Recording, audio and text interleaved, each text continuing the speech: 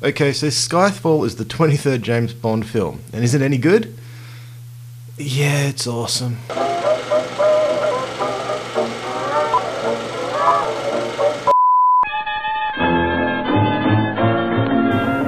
What's great about this film and the previous two, I suppose, is a lot of the gadgets and excesses have slowly been stripped away, making this an incredibly strong thriller. It's not a Bond film, it's a thriller film. And it's just been stripped down and become real character driven, kind of like the original movies and even the books. And what that does is it really focuses in on the relationships that are going on in sort of the Bond universe. And I prefer to see that. There is action, and the action is always great, but I found myself really enjoying the moments of dialogue between Bond and M, or Bond and Q, or just the villains. Like, I love seeing those relationships build. I love seeing the flaws being revealed and their strengths sort of coming to light. If you're going into this looking for an action-packed movie, you're probably going to be a little bit disappointed, but if you're going in there for great story, great action, and great characters, and this is the movie for you.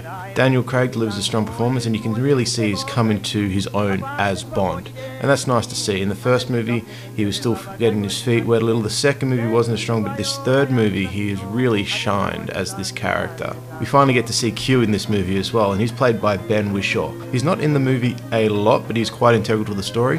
Him and Bond actually have this really great scene where they're filling each other out, and you can see the mutual respect slowly building between them two. Judi Dench as M is absolutely wonderful. I'm a big fan of Judi Dench, and she has done an excellent job here. Javier Bardem plays Raul Silva, and he is awesome. He possibly has one of the best introductions caught on film, and you can tell he's just playing Bond like an instrument. He's making an excellent villain in this film, and you want that out of a Bond villain.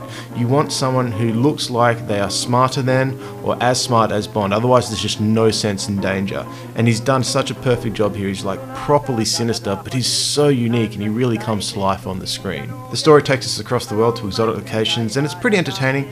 That being said, there are a couple of small things that kind of did bug me a little bit. Now, I'm not going to do any spoilers here for you because this is in the trailer, so if you haven't seen the trailer, kind of watch the trailer and you know what you're in for. But when he came back to MI6, it would have been great for them to explore that motivation just a little bit more. It kind of happened way too quick for me. You know, he was out, presumed dead, and then suddenly he just sort of pops back up.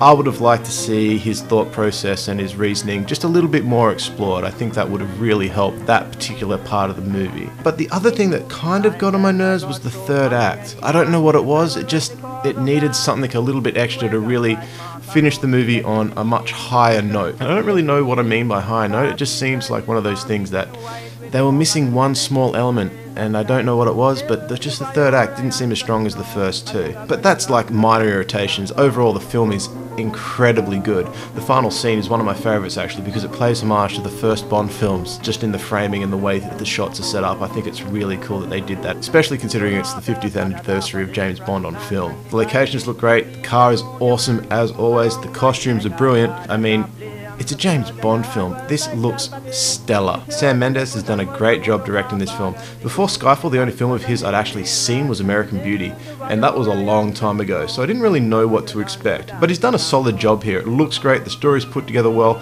and the characters actually seem human with all their strengths and flaws shown on film for the audience. Skyfall is one of the best Bond films, and Daniel Craig has pretty much become my favourite Bond after this film. Watch it in cinemas if you still can, and definitely get it on Blu-ray. By the way though, James Bond has just come out in like a pack with all the Bond films for like a really good price, so if you can see that, grab that, or at least get them individually, the ones you want. Why wouldn't you want to watch Bond on Blu-ray? It's excellent. If you like what you see here, don't forget to subscribe to us here on YouTube, and why not join us on Facebook and Twitter. Usually I play you a trailer, but unfortunately I don't have one this week, so hopefully you've enjoyed it, and I'll catch you next time.